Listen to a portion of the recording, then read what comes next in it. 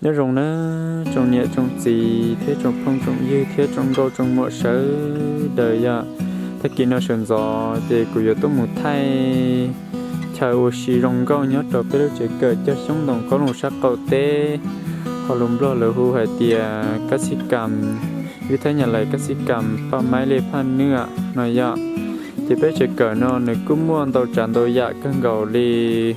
ở bênนู้นเราเจกูมั่วหรือที่เจที่จีโตคงมั่วไทยตัวนี้เสือตัวใช้เทียตัวเป้ายาเจถ้ากินเราเฉินจอเรากูยอเราไทยมีจีซ้อสุดจะสวยยาเนื้อจะหอบไปเจเกิดเดี๋ยวช่วงตรงก็ลงชักเกาเต้เนื้อตัวสังหลวงของบ้านนอตัวนี้เสือตัวเป้าเทียตัวปอยาแต่ลินแต่ซื้อเนื้อตัว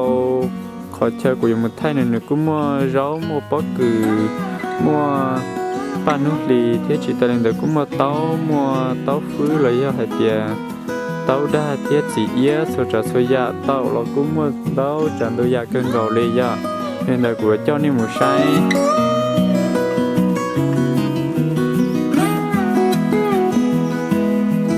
แต่ฉันน่ะถ้าจะเกิดน้ำมูโรยด่าในอยากจะไปมาเลยมุนยี่เจ้าลูกเจ๋อเลยเจ้ายออีปัวชาเจ้าเม็ดเนยอะลูกเจ๋วันนี้จอมันเต้าจันโดยาเกินเก่าอีปวดใช้จมเมนเนอร์รู้เจนะกูให้เลยนะเดี๋ยวกูเจ้าโตđi tàu tàu ya rong gạo cơ gạo này trồng được trồng gì sẽ được chỉ cho nó cũng một sai thế giờ rồi trâu sáng nọ là cứ cho rốt khử giờ cứ cho rốt khử đâu cơ gạo trời khỏi đi bỏ nó thế này chỉ rốt khử gạo xí nhục phải cho chuyện để xí chỉ tàu lo thế giờ để nói nhớ cho họ biết chuyện cởi cho xuống đồng có một sắc cột tê này giờ để cứ cho rốt khử bơ bên địa trời khỏi đi bỏ nó thế cô yên hoa chỉ cô ở tàu để nó lại thế giờ bây giờ chỉ cho một sai lúc trẻ thế trong bây giờ sẽ nơi này trong môn tàu tràn tàu giả cân gạo lịch của cho nên một sai hay tiền nếu mua đã chỉ thế giờ chỉ cho nó cũng một sai nhớ trò cái lúc trẻ cởi cho xuống đó có một cái cột tê nào nữa thế nào là cứ giờ rút xứ thế giờ cái nào là cho rút xứ cái sự chỉ trội trong từ cho tôi giá sao tao nó cứ giờ đỏ thiên rồi giờ chế nó cứ giờ chế tôi cứ rõ tê rõ tê không chỉ là sự xử nhất tròn được tên nào nó nhận cứ ít lúc chế rồi giờ là sự sát tôi cứ vậy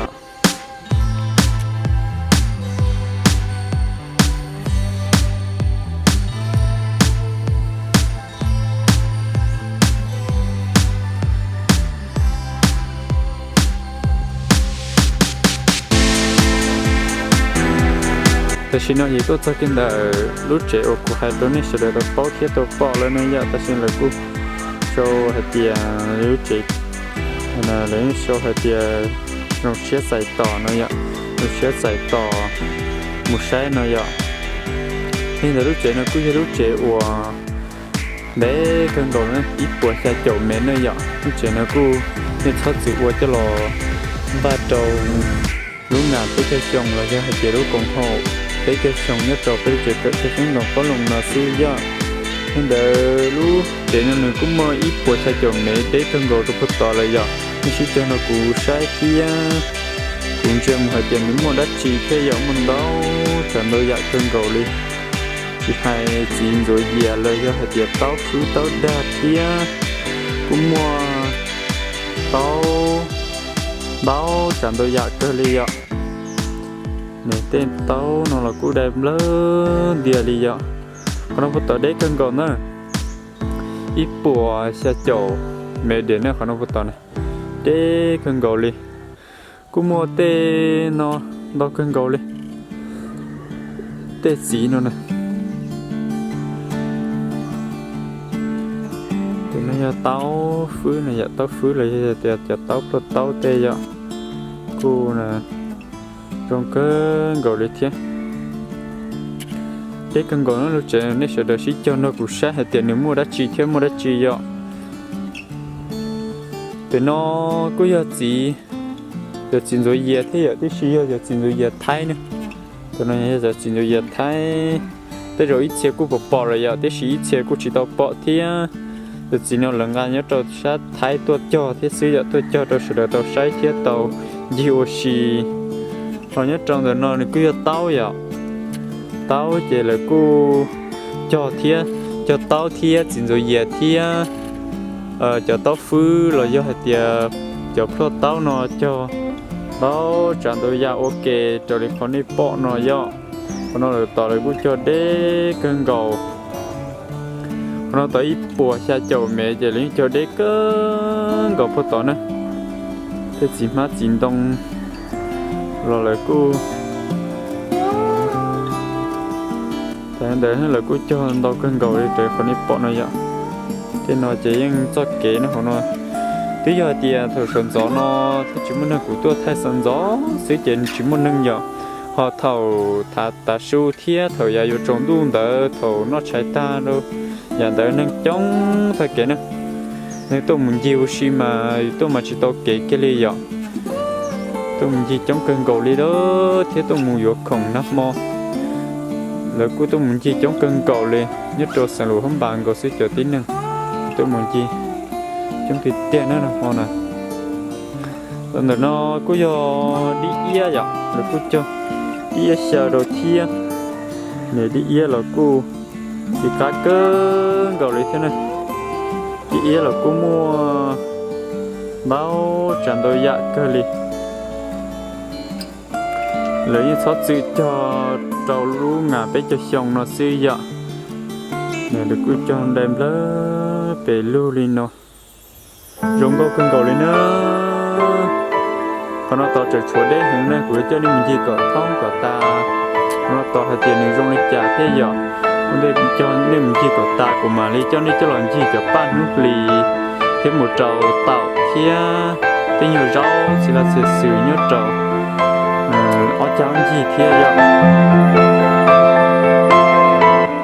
chỉ là để cơn cầu này chỉ sau cơ này nữa cũng chẳng có xong đấy đã kể là gì để chỉ tao cơ tại nó chỉ cho trong cái chơi là dọc còn nó chỉ cũng mua cái nhiều táo nó cái gì mà để cho nên chỉ cho trong cái chơi là này nếu sắp là gì cho họ cũng sẽ tham gia tao là dọc thì mình chỉ giống một nó để cái nào cũng táo luôn mua đi luôn đi luôn cái bọn nó thì đã lại thế vậy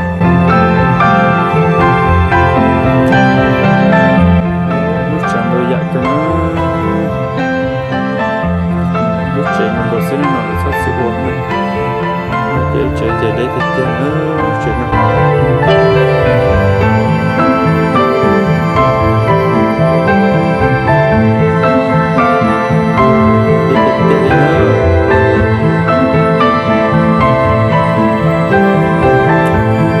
chỉ cho chữ cái này vậy chỉ cho chả này nữa tao thấy đi nó cũng chỉ cho chán đi để thì tiêu để thiên để thì tiêu rồi nó để cho nên một gì có chắp lờ thì đúng không để chỉ thiết là bao đồ sát tận nó thì nên cô mua tao cứ gỗ thế này nhở như chỉ trong mình chỉ đơn đợi rồi đúng không hồi giờ tao nói chỉ là ăn chuột xíu xíu rồi còn đi bỏ nó như vậy thì tao yo sư xia này nó yo sư xia xí lơ thì tao phứ lô tê nhua tao chính rồi giờ lô tê nhua tao đa lô để khó này bỏ nó nhở thứ tao nó nếu cứ giờ lần ngắt giờ để chờ nó thế xứ nó giờ cho tao nè tao đa nó này giờ bên mong chỉ huli tao đa thế gì mình lo chỉ hú mà này giờ nhớ chờ giờ để chờ là thiên nga là cho thế xứ nhớ trồng lo nó cũng chỉ cho bỏ cho nó cho nó này là cứ giờ tao phứ vậy này cho số nó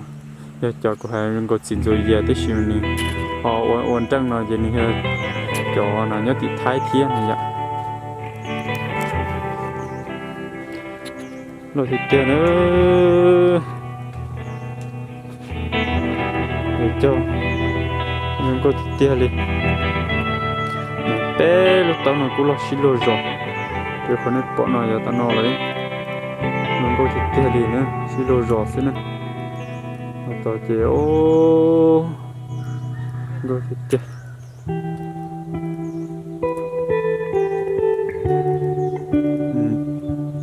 thế giờ tao rồi chẳng tôi dặn cân chỉ ra chữ đấy nữa của tôi làm để cân cầu liền nữa rồi để cân cầu mà thế đi chữ nữa nó taoจะช่วยได้หรือtôi là chơi tôi là sắp tôi đã ít buồn rồi nè giờช่วยเลยsắp chậu mệt rồi xin nhớ nó tao là lúc chơi nữa rồi đã theo để cân cầu đi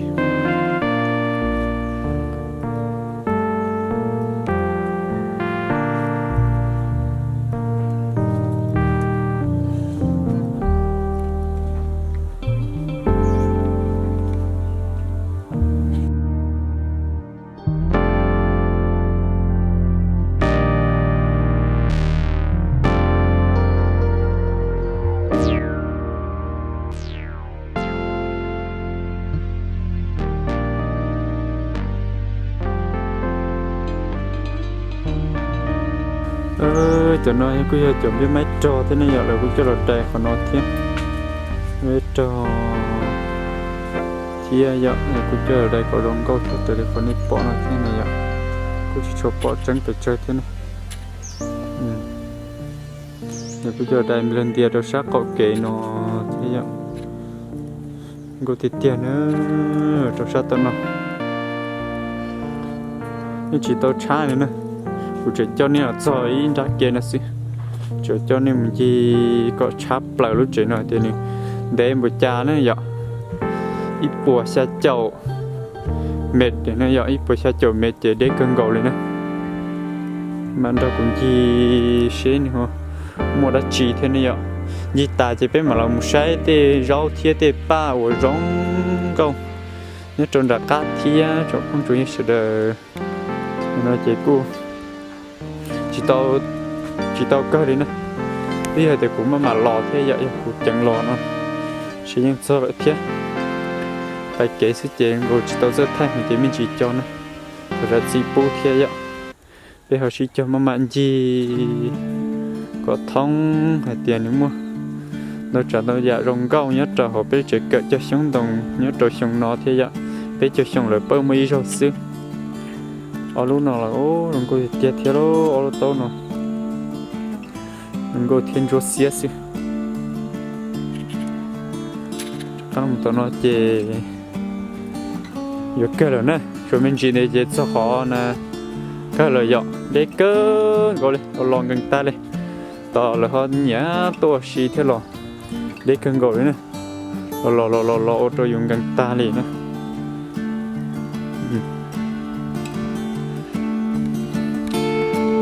tao nói luôn có cần gầu lên nữa tao vô kê nữa tôi vừa tao tôi mua gì đấy thì tiền liền nữa tao nói cũng luôn có cần gầu nữa nhưng đem lên tiền trời khó này bỏ nó bắt tao là muốn là tao thiết tê nhua tao phứ lô tao đa lô cái tiền xin rồi giờ lô nữa này cái đem lên tiền trời khó này bỏ nó bố tao lo dọn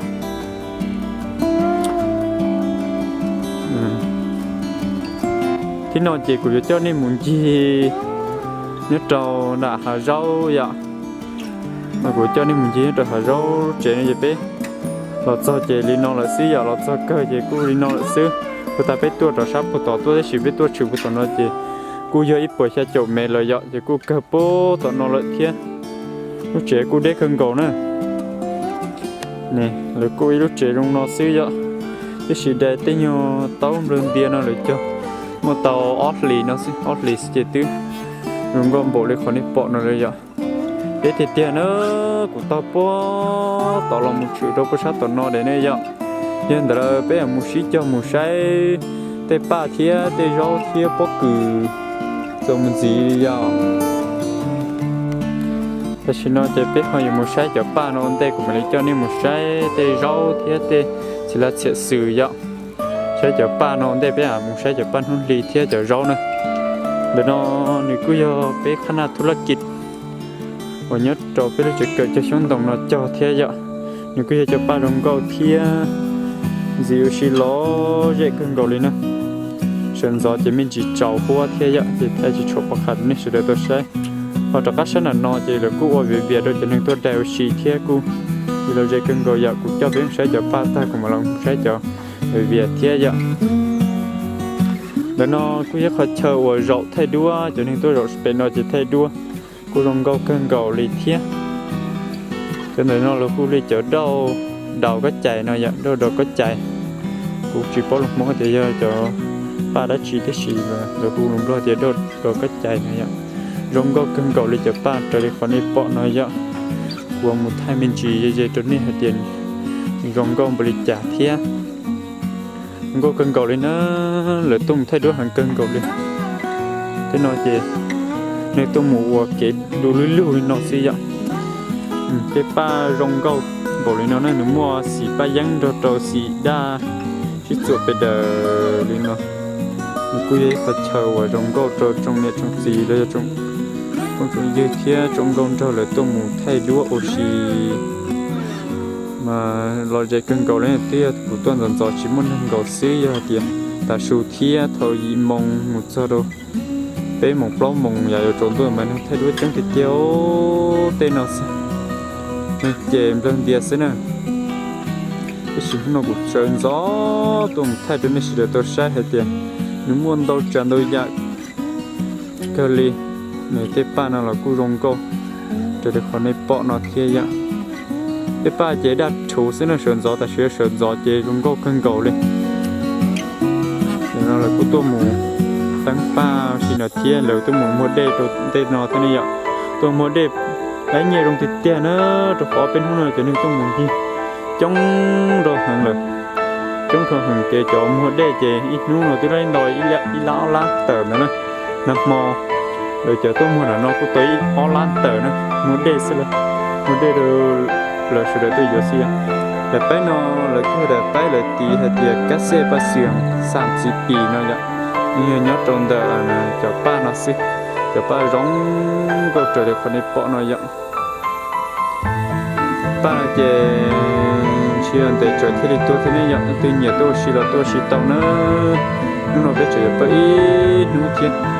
tại nên để bớt ta lấy từ nhẹ tua xì tao giờ cho khỏi tiền chẳng và ý chỉ tao của thế chỉ tao phó lấy tiền không lấy chuyện nhỏ khổ rồi bên kia lên nói vậy thế nào là cứ không có cần cầu lên cứ thọ tiền một xí nhất cho họ thế vậy cái ba nào không có cần cầu nó lo cần cầu thế này còn nó nè rồi này khả năngธุรกิจnày vậy mình tao cho cho ba rong có cần cầu lên nên là của cho nên một sai cho chờ lời đây review xì đây đó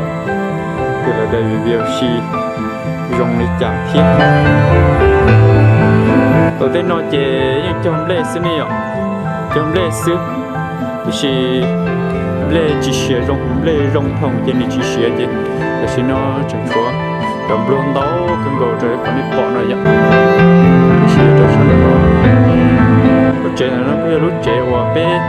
tua phun bom là giờ tiệt tua quật chỉ tên đời vậy em muốn lông mám lông tông qua quật chỉ tên đời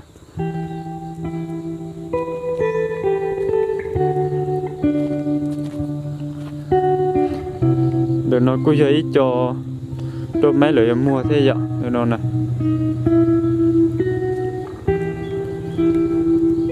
cho sát tận nó cứ giấy trong rổ rồi nó mò nè để tết chờ nó cứ chờ đầy về Việt tê oxy tê như trộn tự nó này là cũng mua ilu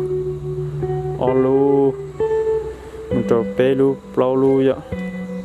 cho nên nhiều tua oxy giờ là tua đầy về oxy như trộn tự tên nó sai tiếp ba pe rong câu cần cầu lên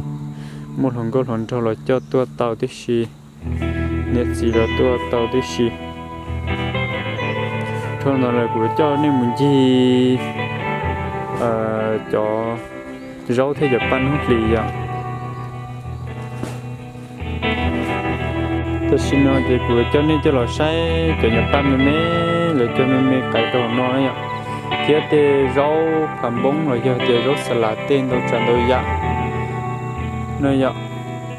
tôi xin cho nhập pan nó cũng không có cơ lại cho mê lên nó xin mà chơi khó chơi nó xứ rong câu cơ gạo lít thế như nhau cái tan thọ nó để chơi rong câu này rong câu cưng còn nó cứ chỉ nhập ba tan thọ xứ vậy ba tan thọ xứ rong câu thì tiêu đặt chủ sẽ ta tập biết tơ mà rong câu thì tiêu nữa cho nó là họ chọc mấy cho phô bể là mà trong nên một sai cho bể mà tít tơ để nó lại vậy từ nó chỉ có rốt xà lá nữa vậy rong cân gạo đi thế từ rốt xà lá muốn nó đau xị cân gạo đi xịn chua mới xử lý xịn chua này vậy này xịn chua lên nó thế cũng mua cho xịn liên trà rộ để đợi nó thế vậy này để xí liên trà chỗ nó cần gấu là tê rốt rồi nè đã nó là cũng mấy chờ sườn gió tôi cho ba xí thế chứ cũng một chờ rốt nó đâu chẳng tôi ya và chờ rong gấu rồi bé trong nhà trong xí sẽ đợi tôi sai thì tôi bỏ xí vậy của cho nên một sai chờ rốt khử nó thia một sai chờ phẩm bông rồi là nó thế vậy thì nếu rong gấu một lít trà chờ rốt khử nó là cú rong cần gấu liền nó thì chỉ tao khử xí họ cho lì chè nên cũng chẳng chỉ tao khử thế vậy có thể tiêu thì rốt khử nó chẳng chỉ tao khử lên nữa chẳng phải biết cho sẽ chè chẳng rong nó xí vậy tao khử cũng cho lấy nhọc họ mềm nóให้cho sâu thế cho rồi cho nên tôi sáng hết chè cho mềm xí vậy rồi tôi sát tao no thì cứ cho phẩm bông vậy phẩm bông đâu cần gọi nữa phẩm bông là cô cho toàn tàu thịt tiền phẩm bông này cho toàn tàu trời đi khỏi này bỏ nó nữa tí cho rồi rong cái xíu nữa vậy cô ấy cho phẩm bông rong cơn cầu đi để họ bỏ nó lại rong cơn cầu đi nữa đầu thịt tiền nữa cho phẩm bông lại cho tàu cờ nữa phẩm bông này có toàn nó là quý chứ tao nó cũng hơi rau xí rồi tới bắt nó đi xí chụp thành bông là cứ cho tôm tàu cơn gạo lên đầu cơn gạo chân rồi cho nên tôi muốn xí mà lại xả tôi thay đuôn tàu tràn tàu ra thì tiếc đi luôn tôi sợ gió tôi thay xí kia ta xem chỉ tàu mình năng đi nữa sát tí no để cứ dọn đồ nắm khổng nữa vậy một trong đồ nắm khổng thế xí lúc chơi nó chỉ nắm khổng chế tứ anh của ta là đây là mê là xí biết chưa nè con la mới là tàu này vậy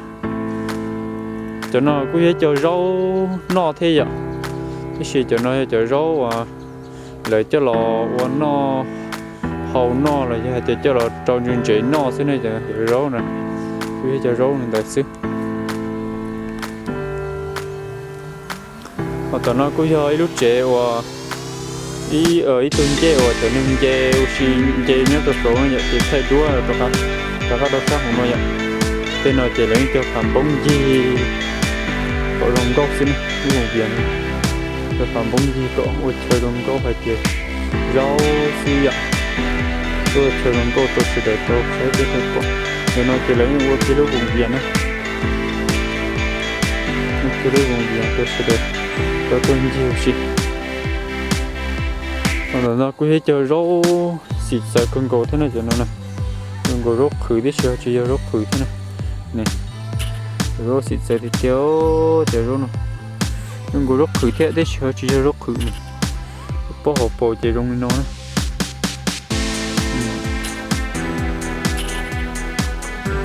cứ cho tới nhọc vào nó cho là sâu thế vậy rồi sâu thế nói về của cho nên một gì của mình gì nữa vậy thì một sai tê bóp cử để cho nó cái tê bóp cử để cho thì không có một chặt nhá thế nào cứ giờ lử nữa vậy lử là cứ cho lấy cái chỉ tàu nhập vào cái tàu pa cái chỉ tàu chỉ cái gì vậy cái tàu pa thì còn bỏ nó xí không sẽ rất sự xin đâu trả cũng đâu giả cân cầu lên cho cái chuyện cái sinh động có một chắc có tên là cái xài vô để trả lo hậu số trong tôi đồ bé kia tiếng là lên mà đi mua tối nay là tàu dạng rồi thế vậy nếu tiền tôi đi kia nữa